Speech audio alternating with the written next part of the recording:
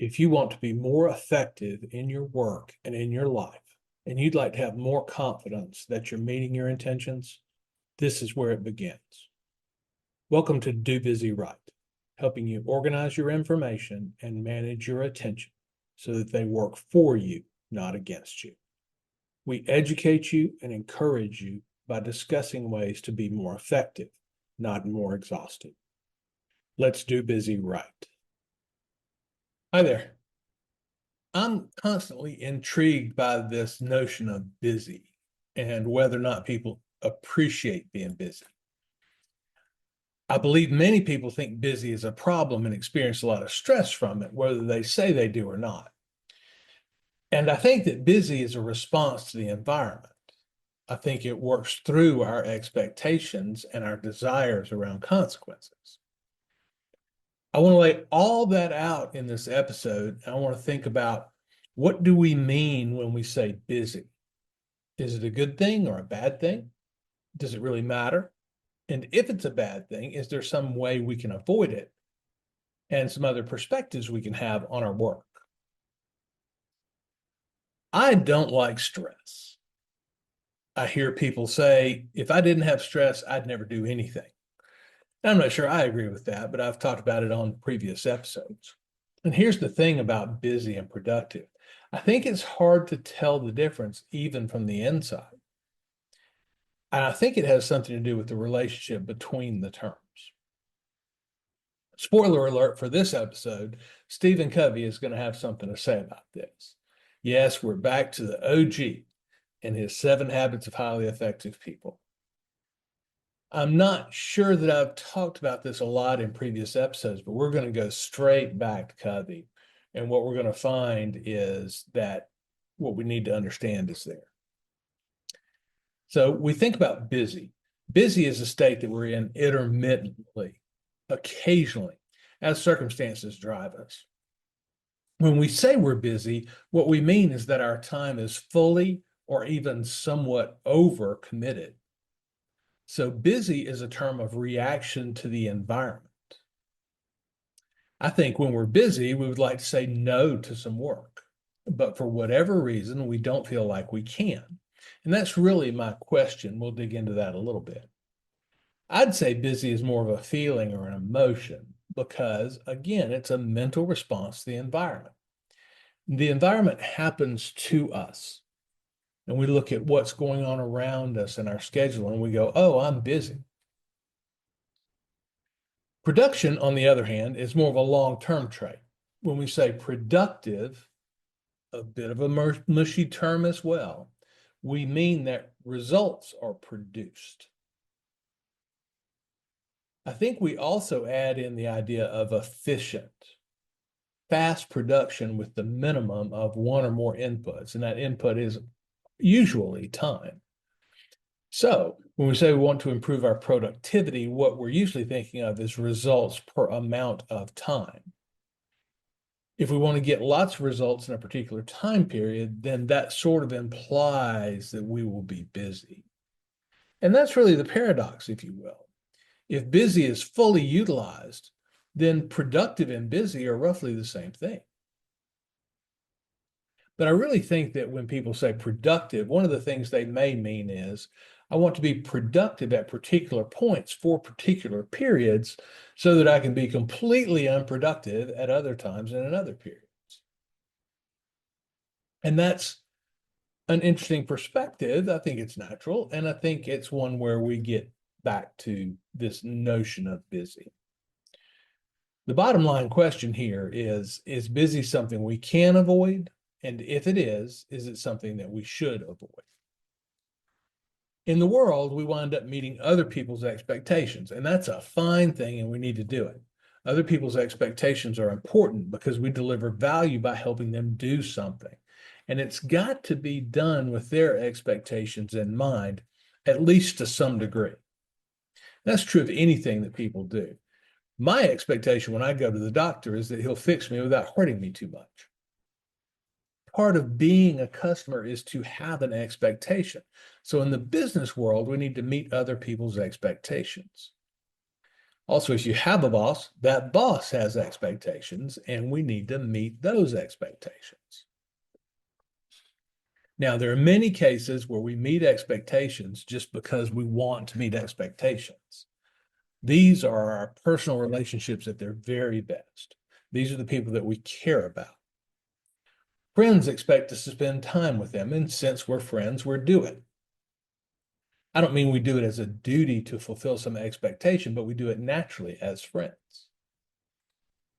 There's another set of things we do because we want the results of the doing. In the last episode, we defined this as hobby. Hobby is doing things because we enjoy doing them. The doing of it is its own reward. We also defined two other areas. One is work proper, the way most people mean it, which is work for money, economic kinds of work. The other was chore, which is a maintenance task to meet some standard, and it's often an external standard. So in both of these two cases, work proper and chore, we're meeting external standards. As humans, we run out of patience pretty quickly when we're doing things for other people, just purely altruistically. We can be altruistic with some people, but many people in our world, we struggle on altruism.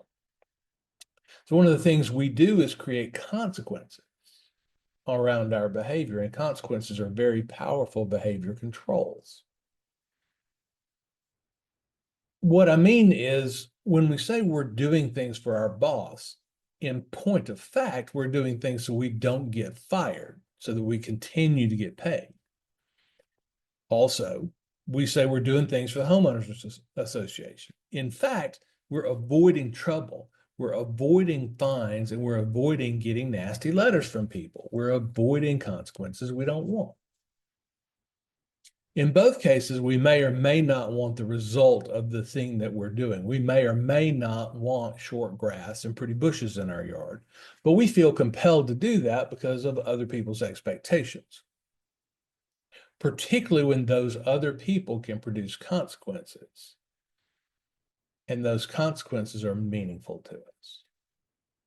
In the case of a boss, you can view it positively. The consequences are things that we like and want to achieve. That's a paycheck. So we do the things to achieve that consequence. Another way to restate the same thing, I think there are two kinds of people in the world. There are people that are deliverers of consequences. These are bosses and other people who police our efforts, or that define a standard for us and tell us whether or not we met that standard. And then there's another group of people that are more like carriers of consequence, or the people themselves are the consequence. And these are family and friends and other people that we say we care about and love. When we say that, what we mean is that their results matter, and it's not just because of their ability to hand us consequences. For example, my son just had a cavity filled at the dentist. He's grown and moved out, and we were just having a conversation about this event in his life. Well, I care about his outcome in a real meaningful way. Friends of mine, I care about their outcome. On the other hand, a stranger on the street says, "Hey, I just went to the dentist, had a really great experience." I probably don't care. And that's what that close relationship means. They're our people in the world. We experience their consequences. Now, when we look at it that way, we don't need another consequence. And in our relationships, quite frankly, if we get a consequence, we're liable to get offended. It turns into an economic quid pro quo transaction rather than some act of friendship. To see what I'm talking about, offer to pay your wife for fixing your dinner. Okay, you're probably going to get hit with a skillet, so be ready to duck. But we don't want consequences introduced when we're doing something for someone else. So there are areas where we tend to get more stimulus from consequences than in other areas. And that consequence is often the trigger for our action. You may not want to sweep the floor at your boss's shop, but you do it because you want the money, and that's the agreement. So the consequence of sweeping the floor is some money, and you want that consequence, so you do it. In the absence of a consequence, you probably wouldn't bother. So in a sense, the consequence is the stimulus. Now, what Covey starts talking about here is what if there are no consequences and or no stimulus? Roughly speaking, in habit one, Covey starts talking about the sphere of influence and the sphere of concern. The sphere of influence is this area in which we can act and have impact. The sphere of concern is an area of things that we're aware of, situations that we're aware of, areas where we receive stimuli and other information. In much of our lives, the sphere of influence and the sphere of concern overlap. As an example, our yard is our sphere of concern because we monitor it and we're interested in the length of the grass. We're the ones that cut the grass, so it's our sphere of influence as well. We have the right to influence the length of the grass. And quite often, these are big areas where the sphere of concern and the sphere of influence overlap. But if you think about the larger map, there's three other kinds of areas. So first, there's a space out there in the world that is neither in your sphere of influence nor in your sphere of concern. And this represents 99.9% of the stuff that goes on in the world. We don't know and we don't care, and everything's okay. It's just out there and it's happening. 3 states away, something's happening in a dentist's office, and you just don't care. There's nothing you can or need to do about it, and that's fine. So the other two areas, one is where our sphere of influence exists, but doesn't coincide with the sphere of concern. This one's kind of weird.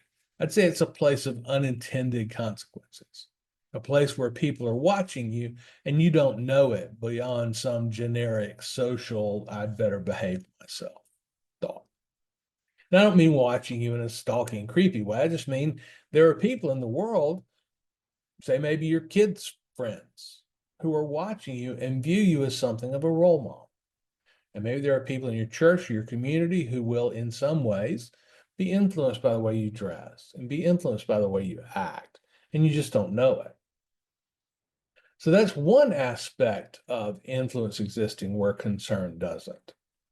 Another area is unintended consequences. I'd say pollution is probably one of these.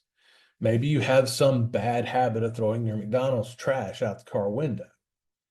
Now, usually this side of it, influence unintended consequences, usually that side of it is a bad side. It's a negative side. We usually think of ourselves as poor actors, but it's there. And this notion of having influence where we don't have concern. Finally, the fourth area is the sphere of concern exists, but we have no influence. That is, the sphere of concern exists outside of the sphere of influence. This is an interesting, very active part of our lives. So before I get into that part, let me say briefly, I think our circle of influence and our circle of concern would generally coincide. And we'll talk more about that in a minute. But if we have a sphere of concern that exists but doesn't overlap a sphere of influence, then we're paying attention to situations in the world over which we don't have any control, any influence. We can't do anything about it, but we pay attention anyway. Now, I think a lot of our media has this area covered for us. And if you think about media, there are people in that part of our world who try to expand our sphere of concern. And then usually they'll try to demonstrate to us that we have influence there as well. TV commercials that want you to send them money to save something. They want to make you aware of it so that maybe it enters your sphere of concern, and then they're going to show you how you can have influence, i.e., you can send some money, you can make a contribution. So that in some way makes you believe that you're enlarging your sphere of influence. Maybe so, maybe not. But I think the modern world and modern communication technology is really trying to expand our sphere of concern beyond any reasonable shape relative to our sphere of influence. And I think we probably need to be careful about this. People are raising awareness, and sometimes that's a good thing. And it certainly meets their goals. But before we engage in this, we've got to think about what our sphere of influence is. Because I'm worried, or hey, I'm going to like your social media post about this, probably doesn't do a whole lot. The point is, we control both our sphere of concern and our sphere of influence. One is controlled in the long term, and that's our sphere of influence. The other is in the short term, and that's our sphere of concern. And I would suggest that many of us probably need to shrink our sphere of concern because we're aware of things that we can't do anything about realistically. And we need to be very clear about those places where we can have an effect and want to have an effect versus those places where we can't and or don't want to. We wouldn't need to control our concern, our sphere of concern in areas where we can't or don't want to have influence. Because if it just lives in our sphere of concern, then all we can really do is worry about it, and that's waste of time. So we need to control that. As I said before, we control our sphere of influence. We can grow it, but it takes a long time. It takes new skills. It might take a new job, maybe new people, new relationships in our lives. And we can do it, but it's slow and takes a fair amount of effort.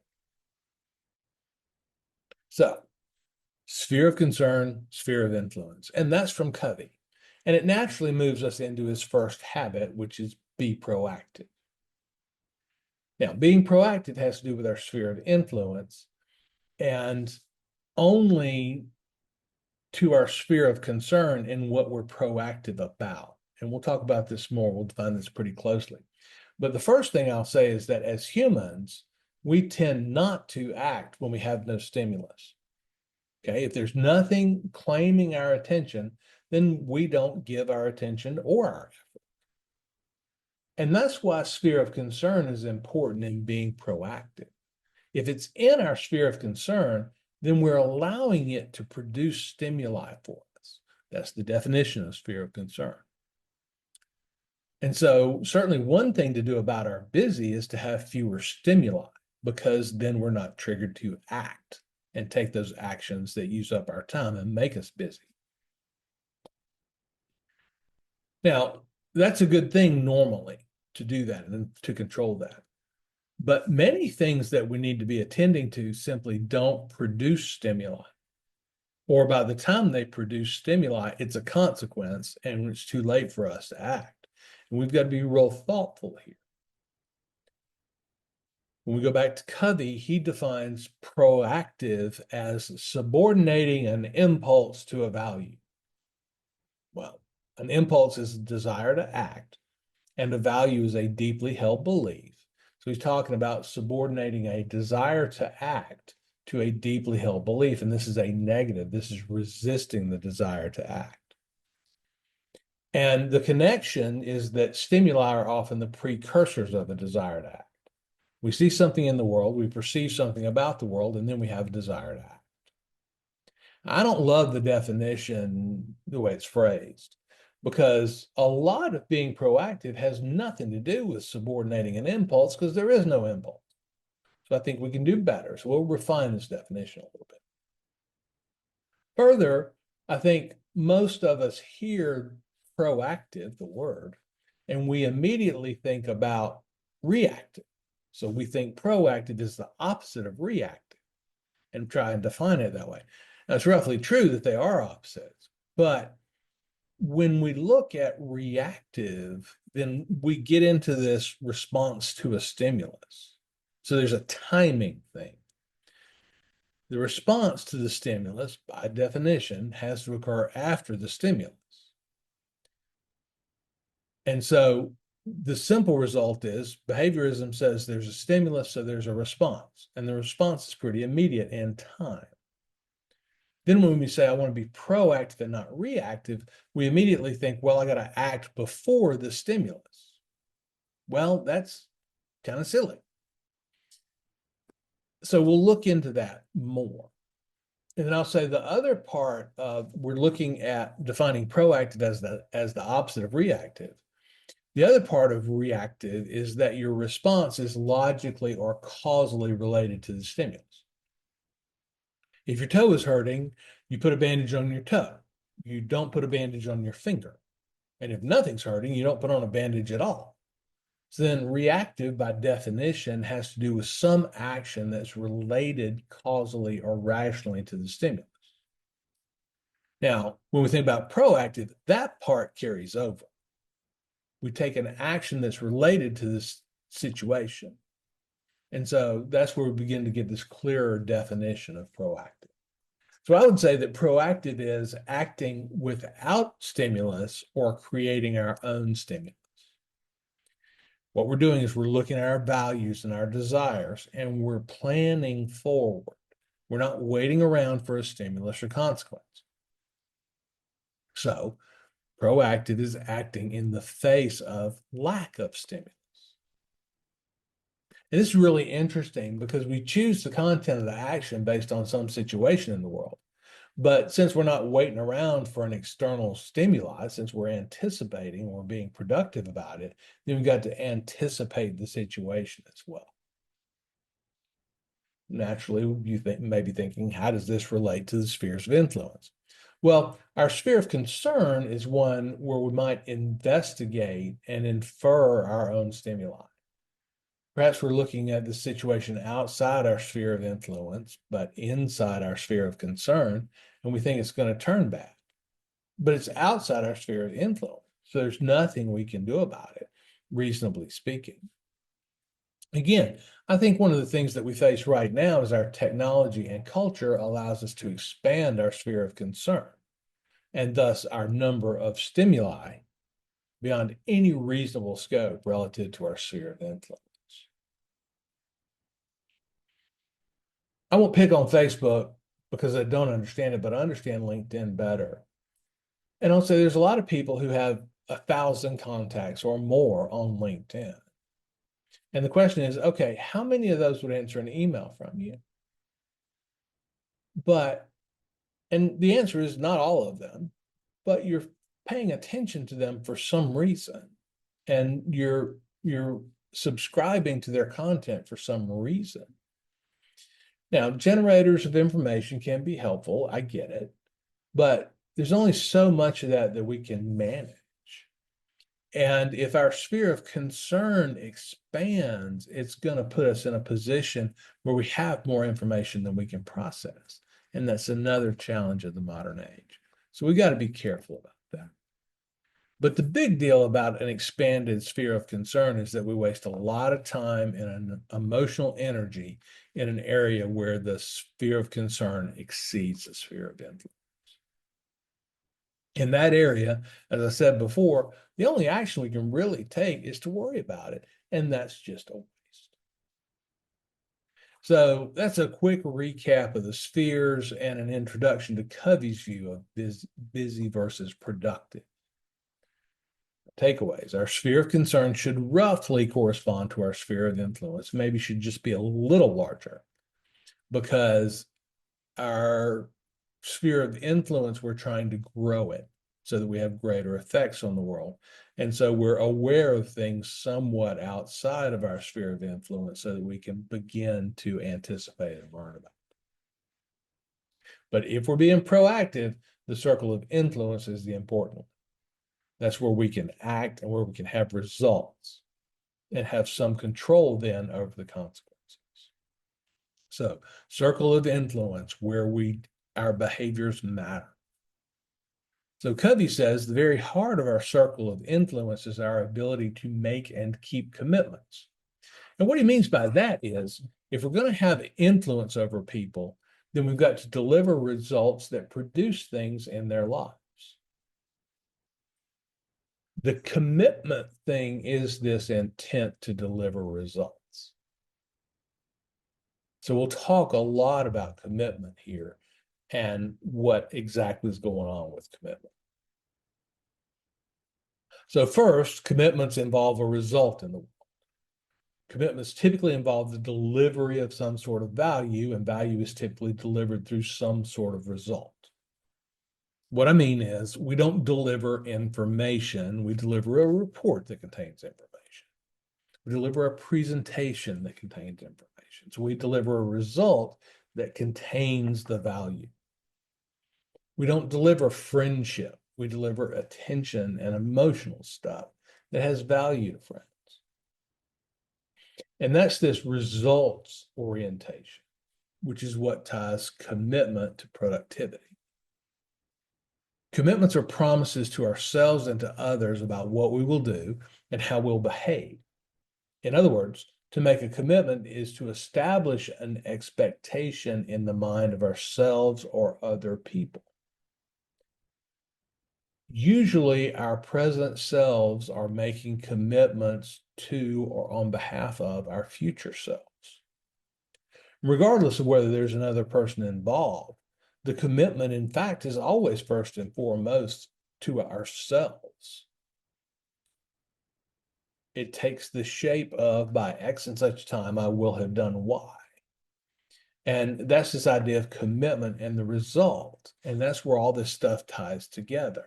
Expectation, result, commitment, they're all tied around this promise that there will be something different in the world at some point in the future, that we're going to be responsible for making that happen. And again, the commitment is first and foremost to ourselves, because we're the ones that are going to have to act. And what this means is that if we can't trust our future self to act, then we've got a real serious problem in productivity terms. Because if we can't count on that, our future selves, then we can't predictably produce results in the world. So it's important that we figure out how to trust our future self to act. Commitments are these promises, and they can be public or private, about what we'll do. And in most cases, again, what we'll do is produce a tangible result in the world, because that's how value gets delivered. And we're trying to change another person's environment to some degree. And production is the result in the delivery of the artifact that satisfies that change. Tangible or intangible, there's a delivery of something, and this we call result. So when we say produce, we mean we want to produce results so that we can meet commitments that we've made. And the commitments help us to achieve or avoid consequences. We go to work and we deliver results due to the expectations that we've set and the commitments that we've made. This so that we'll get paid and avoid getting fired. That's kind of where all this stuff comes together. Again, first and foremost, our commitments are to ourselves. So now let's turn to looking at production, productivity, and production capacity. Production is the creation of results. Productivity is about the quantity of result. And when Covey talks about it for productivity, he uses the term production capacity so that we get straight into this quantity. Production capacity is our ability to produce results. It has to do with quantity of results, but it also has to do with quality or shape of results. So all that's built into this notion of production capacity. Production capacity is made up of skills, learning abilities, assets, resources that allow us to produce results in a particular sphere. And if we don't have the assets or skills in that sphere, then it's hard for us to produce results. And that's this production capacity. But we don't tend to talk about production capacity. We say, I want to work on my productivity. But what we mean is that we usually want to expand our production capacity. This is either by a greater number of results or more results or more valuable results. More here is shorthand for more per unit of input. And the input is some resource of value, time, money, raw materials, energy, all these different sorts of things. And so when we say productivity, we mean we want more results per unit input. And this is where we bump back into efficiency, because we want to have more results with fewer inputs. Particularly in the modern age, when we talk about productivity, we're talking about more results per unit time, so that we use less of our time to achieve those results. If we have greater production capacity, then we can produce more results or more valuable results, and then we can get more rewards. We can achieve more consequences or avoid more consequences. One of the more interesting things here is the relationship between commitment and stimulus. And I think this is the core of what Covey's talking about when he says the first habit is be proactive. We want to be the kind of people who meet commitments, the way we defined them before. And that's the victory that Covey talks about in the 7 Habits. Particularly, I'd suggest that we want to be people who make commitments even in the face of an absence of stimulus. Because anybody will produce results if you hit them with a stick. But we want to produce results when we're not getting hit by a stick. And that's why proactive is the term that Covey uses, because the action precedes the stimulus. We act in advance, and in advance of the stimulus, we have more independence. We can move in more different directions in order to circumvent that stimulus. So when there's a lack of stimuli, are we still able to do what we need to do? Are we still able to buckle down and produce results? Are we able to make and meet commitments in this lack of stimulus? Because if we're not, then being proactive is impossible. Because being proactive is anticipating a consequence, a situation, and acting before that actually occurs to us. And Covey makes a big deal about our ability to learn in this area, about how we can grow this capacity. And we do that by looking back on yesterday and saying, yeah, I was able to do this yesterday. So that's how we learn and grow here. I'll give you an example of acting despite a lack of stimulus. So let's say we're trying to kick a bad habit. Now, the typical mindset is that if you don't give in to the desire to do the habit, then over time that desire will weaken. I will say, in my experience, that's typically not true, and it's certainly not true in the short term. Just to pick one, lose weight. We want to eat fewer calories. In my experience, the desire to eat does not diminish. What does happen is I know that I was able to respond appropriately to my values despite the presence of this desire. This is how we learn. What we learn is I faced the situation, this desire before, and I'm not engaged in the behavior. I stuck to my values, and if I did it once, I can do it again. So to extend the example, I talk a lot about having quit smoking in years past, and one of the challenges of quitting smoking was the environmental cues, these stimuli. When I was in an office, I was in a social circle of people who went outside for smoke breaks, and every time somebody walked past my desk on their way to a smoke break, they'd say, hey, do you want to go on a smoke break? And I'd have to make the choice of saying yes or no. And until I learned that saying no to that wasn't going to kill me, then I struggled to say no. So I had to leap out on faith the first time I did it and go, no, I'm good. I'll got work to do. And then I needed to not worry about the fact that in my brain, at least, 5 minutes later, I'm going to be catatonic from lack of nicotine and tar in my lungs. But I was not. I survived it. I said no and survived it. And then later I could look back on that experience and go, well, I'm not going to die, right? And that's what we learn, is to rely on that history. In the same way, we start to grow our capacity to make and meet other kinds of commitments. And over time, we can convince our brains that we're the kinds of people who meet commitments and that it's not going to damage us to do so. Naturally, we look at any situation where we could act and go, well, what are the alternatives and which one is the most pleasant or the least unpleasant? And then we gravitate towards that one because we fear the differential unpleasantness.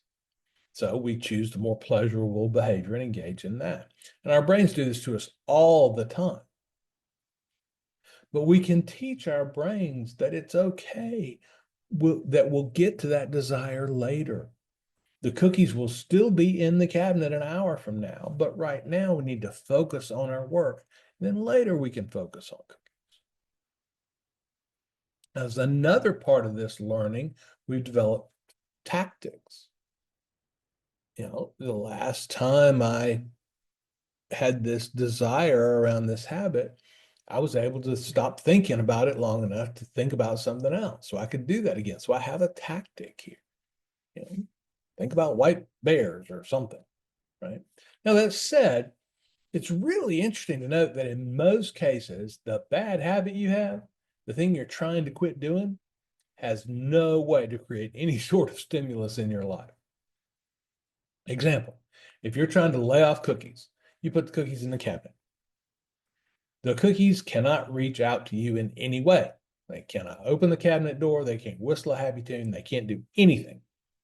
So it's your own brain that produces the stimulus that makes you think about getting up and going to get a cookie. And I find that to be fascinating because, at least with our bad habits, we act without stimulus, without external stimulus anyway. We go get a cigarette without the cigarette doing anything to us.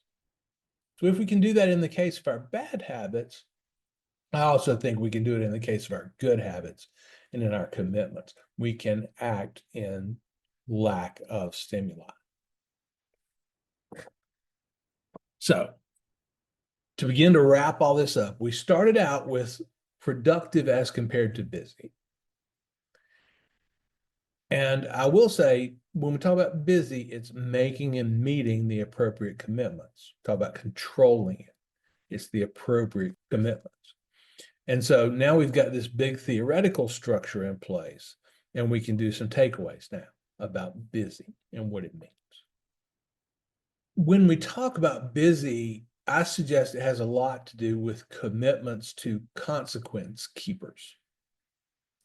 That is, commitments to people who control or initiate consequences in our lives. Now, a lot of times those commitments and frankly the consequences are not verbalized and not expected and really don't relate back to the consequence or vice versa. So what I mean is we fear our boss is going to be mad at us if we turn in a 9-page report rather than a 10-page report. So we do the extra 11% of the work and turn in a 10-page report. But that probably wasn't really a part of the commitment. And so we got to be careful about what the commitment actually is. And then if we're not careful, we get into busy because we worry about those commitments and we worry about those consequences and we overwork. So it's important that we manage the commitments effectively, that we manage them well.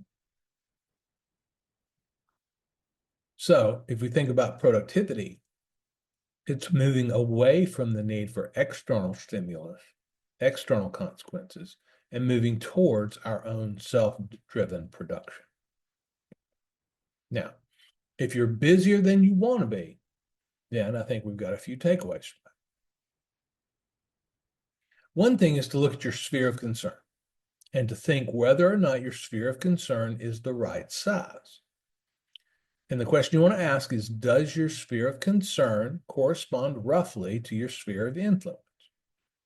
Or are you concerned about a lot of things that are without influence in your life or that you can't influence? As an example, you keep track of your sports team. There may be reasons why you do that. It may be a social convenience where you live, for example.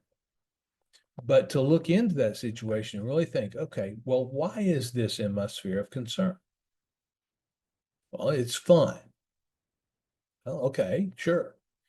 Why is it fun? And the question we want to ask ourselves is it fun because it's an excuse to do nothing? Is it fun because it's some sort of a narcotic against our action and performance? So, really thinking about that sphere of concern, is it the right size? Am I listening to a whole bunch of confusing information that makes me worry in areas that I can't act? Because the larger it is, the sphere of concern, the more mental space it takes, and the more likely it is to produce a stimulus that I just worry about but can't influence. The second takeaway is, what about this commitment thing? Are we being proactive in a Covey sense? Are we able to anticipate consequences? Not just mentally able to anticipate them, but procedurally able. Are we able to think about consequence in advance and to effectively evaluate the result that's required to meet a commitment?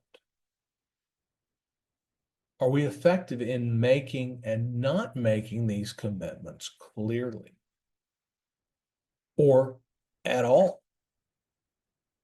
Because if we're not clear on whether or not we've made a commitment, or if we're not clear on the scope of the commitment, then we fall into this fear. And so we probably overwork. We're afraid that we're not going to meet the standard or that we're not going to deliver on the commitment. And so we overwork to minimize that fear. So are we responsible? As I've said before, Covey took responsible and hyphenated. So it's response hyphen able, response able. In other words, can we look at a stimulus and choose our response to it? Or, and this happens a lot in the busy world we're in, are we so busy that we don't take time to evaluate our response to stimuli? And we just respond off the cuff, out of habit to stimuli. So we need to think about that. So that's the second takeaway. And the third takeaway is develop another plan for consequences, at least potentially.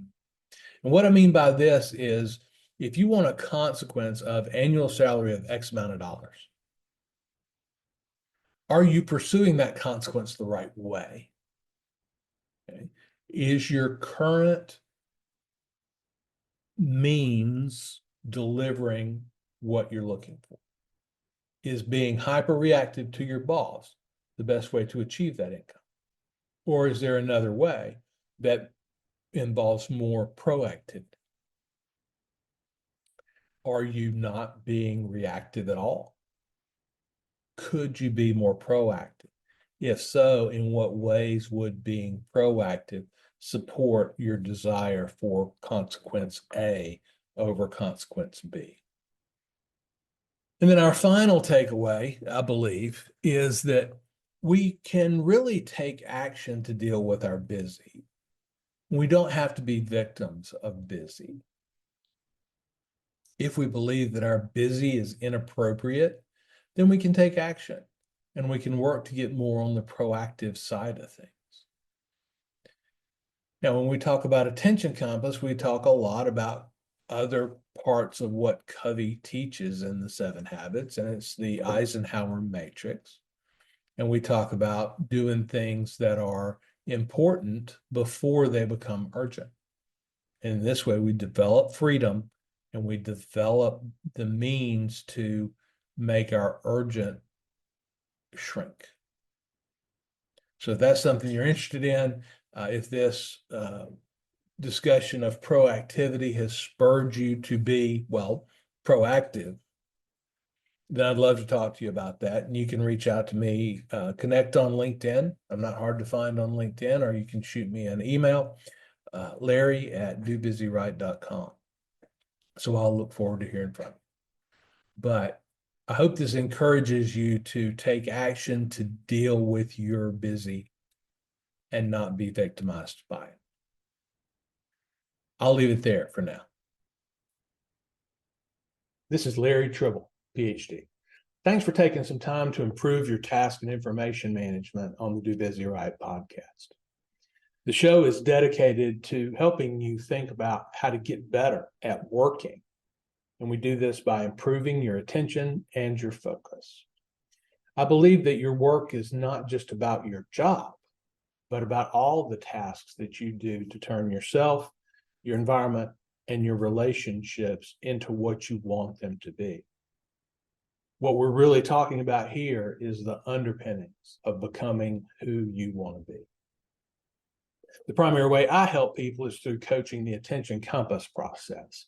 Attention Compass is 4 workflows and a tool set that support our information, task, and attention management. I help people with big goals to build habits that put them in a position to achieve. We do this by eliminating wasted time and wasted attention. If you'd like to know more, you can find me on LinkedIn or go to dobusyright.com for more information. Have a good week, more effective and less exhausted. Do Busy Right.